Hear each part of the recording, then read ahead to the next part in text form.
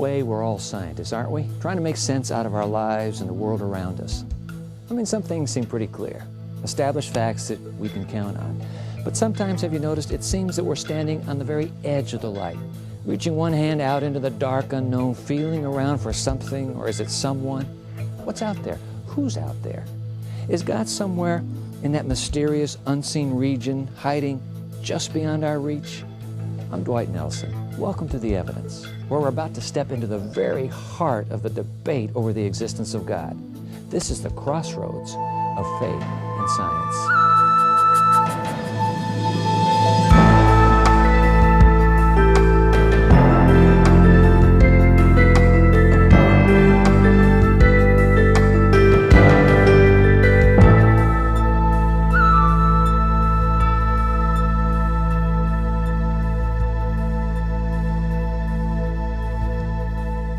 Dr. George Murphy is a Lutheran pastor and a theoretical physicist and the author of the book, The Cosmos in the Light of the Cross. Dr. Murphy, thank you for joining us. I would think you would be perfect for this because you're a theologian and scientist.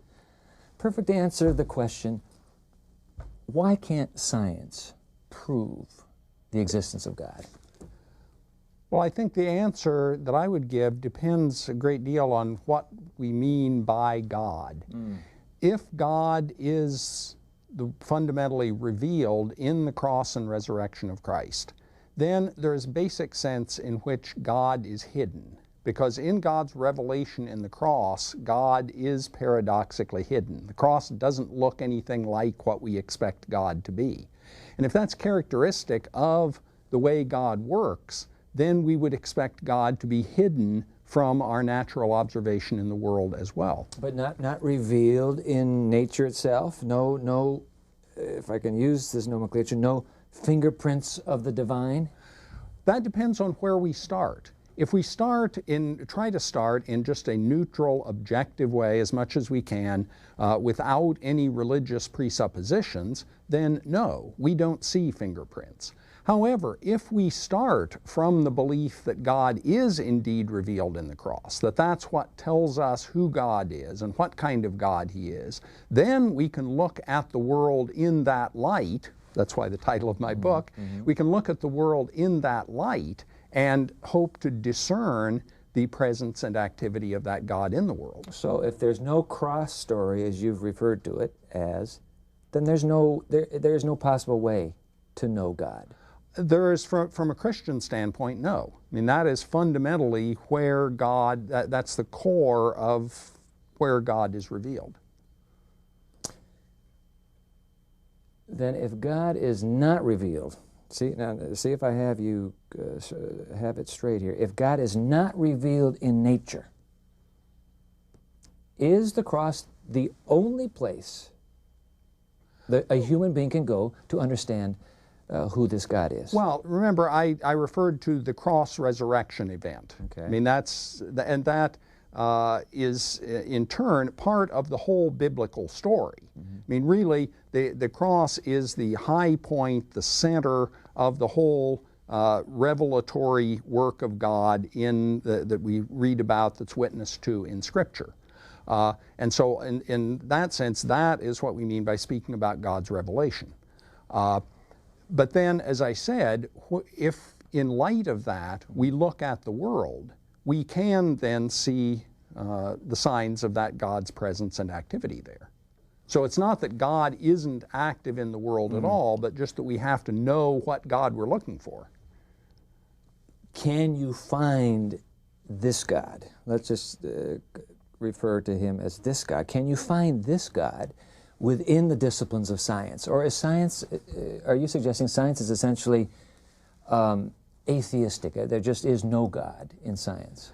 I think science by itself does not make any religious assumptions. And that there are plenty of people who are excellent scientists who are atheists. And the fact that they are atheists doesn't keep them from doing good science. So in that sense, yes, science is not theistic. Maybe that would be a better way to put it. But obviously, you have found a congruence between science and theology in your own person, because you have blended the two disciplines. Yes. How do you live with that? Because I begin with the belief in the God who is revealed in Christ. And I understand my science in light of that. And I think many other scientists who are also Christians approach it in a similar way. Let me bring into our conversation here. You're a scientist, theologian. Let me bring a theologian and a philosopher in and pursue this issue of science and God. We're going to be back in just one moment. Stay right there.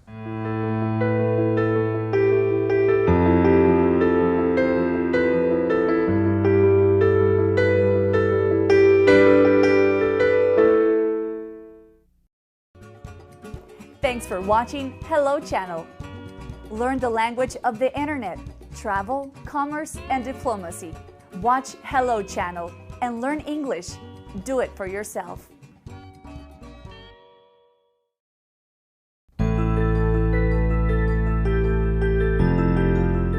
We're asking why science can't prove the existence of God. Joining us in our studio are Dr. Philip Clayton and Dr. Douglas Guyvet. Dr. Clayton is professor of theology at Claremont School of Theology, and he's author of numerous books, including God and Contemporary Science, which I have right here. And Dr. Guyvet is professor of philosophy at Biola University's Talbot School of Theology, and his literary credits include Evil and the Evidence for God. Gentlemen, welcome to you both. Joining George and me here at this table. We're talking science and God. Now, Doug, you just heard George a moment ago. God and science? Not really. Do you concur? I don't concur with that. I do think that God, having created the universe, has left his fingerprints all over the place. In what ways? Well, let's start with the beginning. The origin of the universe is something that scientists have something to say about. They can tell us approximately how long ago it happened, and they have a good story to tell about how it happened, or at least how the beginning then resulted in the kind of universe we now have.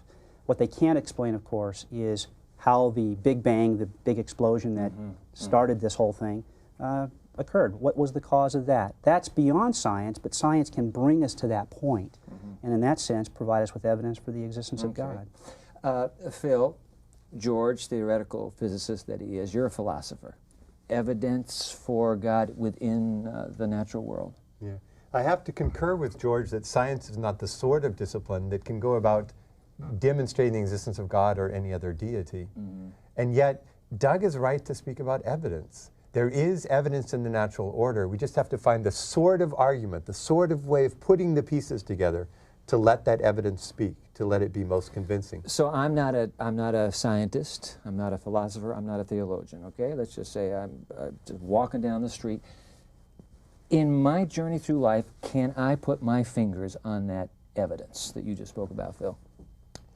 The evidence that you're going to find is going to be more of a personal nature, it's going to be more of a philosophical nature. So it's experiential, it's what I experience, not what I see or touch, But as not just in a laboratory.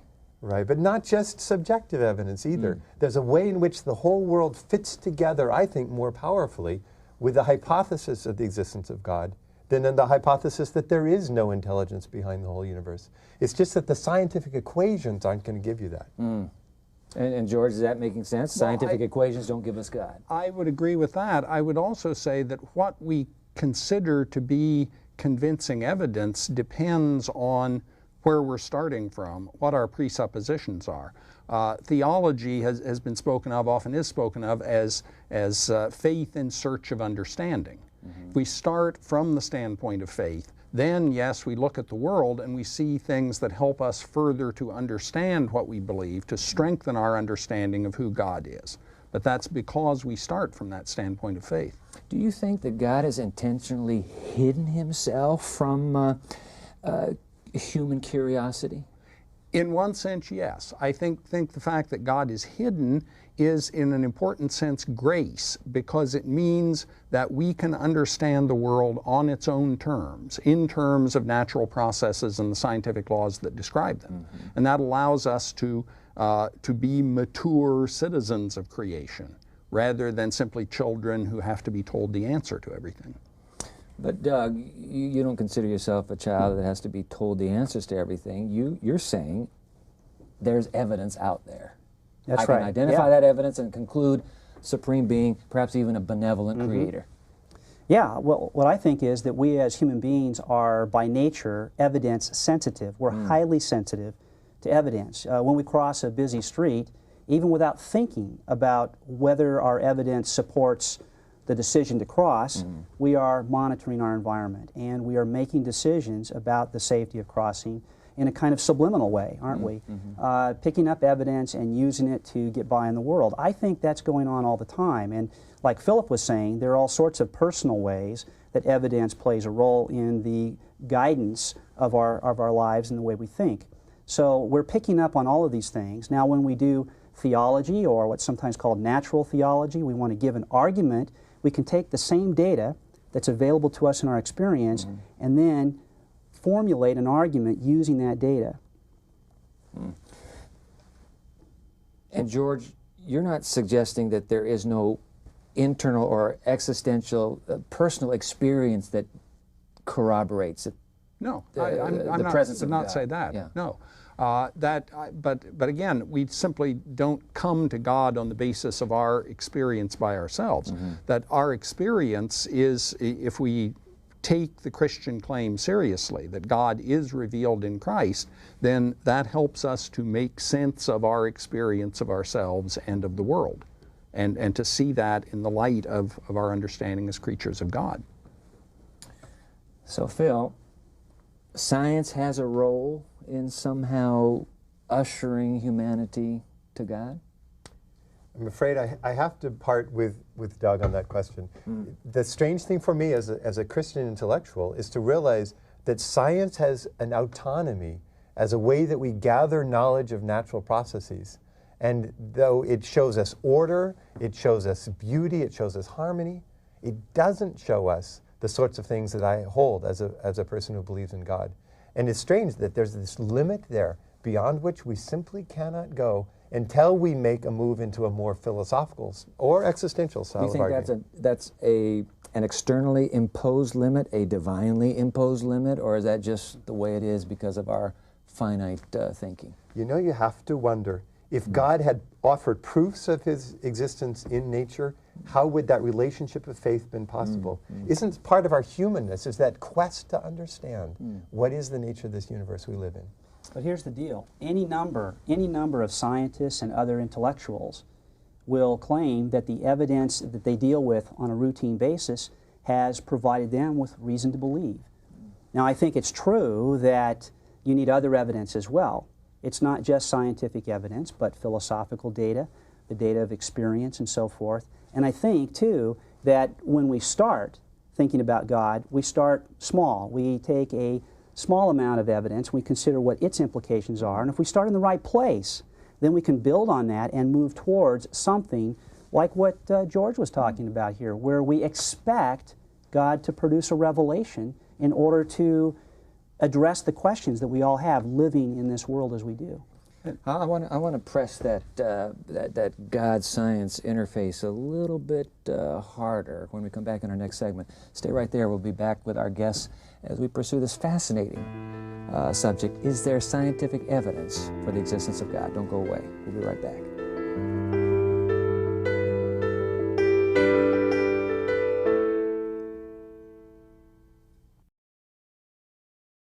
Learn English at home. Just say hello.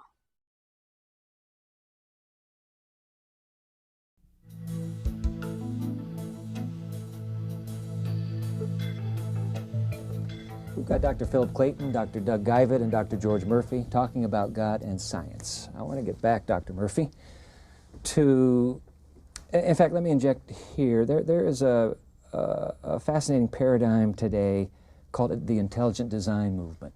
I'm assuming, George, that you're not real comfortable with that paradigm. That's right. Now, I think it's important to say that there are at least a couple of ways that we can understand the idea of intelligent design. One, in the very basic sense, is to say God is the creator of the universe. God, in some sense, has designed creation, and certainly I would agree with that. But as the phrase intelligent design is used in these recent conversations, it contains the idea that intelligent design should be an explicit part of our scientific theories and our scientific explanation of things, so that some phenomena like the origin of life can't be explained without invoking the idea of an intelligent designer. And I do not agree with that. Philip? To attempt to place God within a scientific hypothesis strikes me as just not plausible. So when William Dembski, the name that we associate with intelligent design, says that we can find from mathematical models the necessity of postulating an intelligent designer, says, well, I don't mean by that a religious hypothesis, just an intelligent designer, something like God. I have to say, no, that's mixing apples and oranges, two types of concepts. Now, if somebody said the kind of order we find in the universe philosophically is better explained by postulating God than to say there is no designer, and places his argument up at that philosophical level, I have to endorse it. I think it's a powerful sense of some type of order lying behind this universe when we look at it, but not a scientific argument. Doug, I gather from what you said just a moment ago that you would be comfortable with that paradigm. Yeah, I think that science there reaches a limit, and that's what Philip is saying, that there may be a limit to what science can explain if it's irreducible complexity or something else, the origin of the universe. And at that point, you might have a metaphysical or a philosophical explanation in terms of God. That's the way I think science contributes to the case for God's existence. Where I disagree with George is when he says that we should expect a fully naturalistic explanation for these cases of complexity and the sorts of things that drive the intelligent design movement. And I don't see anything like that in the offing or any reason to expect that scientists will develop theories that can explain those things without God. Then let me ask you gentlemen, the three of you, what kind of evidence would it take to prove God? Is there anything in the natural world that if we just had that, it would cinch the case? I don't think that any kind of scientific evidence is going to cinch the case for everybody. There is certainly evidence that will suggest to people that there is a God. There is evidence that for believers confirms their belief in God. But there's nothing, I think, that can be considered a open and shut proof of the existence of God. And yet, all three of you, scientist, philosopher, theologian, all three of you believe in God. If I understood that correctly? Yeah. All right. So I'm the skeptic, okay? And I'm saying, okay, I'm into science. I dabble a little here, a little there. But I've been through high school. I've been through college. It's ingrained in me that the evidence is not there. What would you say to me to say, hey, wait a minute, don't give up yet, Dwight. I think if you would do this, you might find the God I found. What would you say to me? I would say put yourself in a position to hear the message of Jesus Christ. That is, to hear the message of the gospel and open yourself, try to at least suspend disbelief and hear that. Because I think the gospel has creative power to change people and to bring them to faith. And then in light of that faith, again, as we've said, one can look at the world and understand better what we mean to speak about God. Phil, what would you say to me? Whether you're comfortable using religious terms or not, you're on a quest for meaning. You're confronted with the various aspects of your life, the relationships that are good, the death that surrounds you. You know that someday you will die. And every human being has to answer for himself or herself, what is the purpose of it all? The only way to answer questions like that, it's not science, but is to raise these broader sorts of philosophical views. I think that the hypothesis that there is a God behind this entire order is the most powerful. Doug, how about you? Well, Dwight, I would say to the skeptic that any encounter with God is an encounter with a personal being who wants to be known. And because we're talking about a person discovering another person, the evidence can be very different for different people, and how they work through that evidence can be very different for different people. I would say, think first about why we have a universe in the first place. Science cannot explain that. Then, once we've got a designer who created the universe, we can make sense of the design features of the universe. And then ask this question: if such an intelligent, powerful being who presumably arranged a universe for our flourishing and our welfare really did do that, then why do we have the problems that we have in the universe? And I think that drives then the expectation that there's more to knowing about God than just this.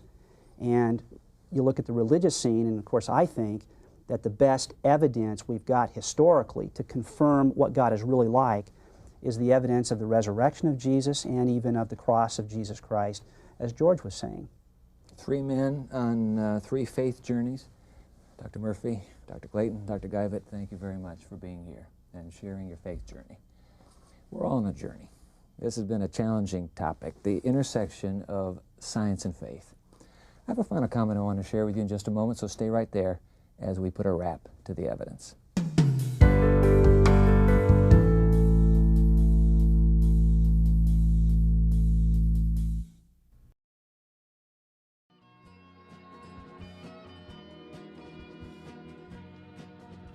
Hello. That's right, I said hello. I'm talking about an exciting new television channel that will change your life. My name is Ruth, and I want you to be one of the first to know about Hello Channel. Hello Channel is designed to teach you to speak English. Anyone can learn. We offer something for everyone. You'll see programming for children, teenagers, and adults, all on different levels. With Hello Channel, you'll hear, see, read, and speak English as you're watching entertaining television programs, making it easy to learn. If you've always wanted to learn English but haven't had a chance, Hello Channel is perfect for you. Start today, and remember, for a brighter future, just say hello.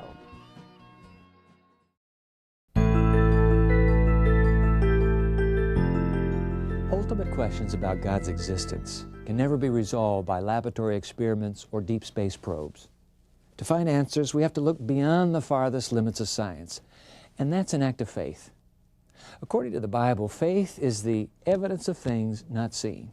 This isn't blind faith, but faith with eyes wide open, faith that sees the truth illuminated by divine revelation. That revelation opens a way for you and me to experience an intimate connection with a personal God, the God who doesn't hide Himself from those who truly seek Him. I'm Dwight Nelson, and that's what I believe. Join us next time for more of the evidence.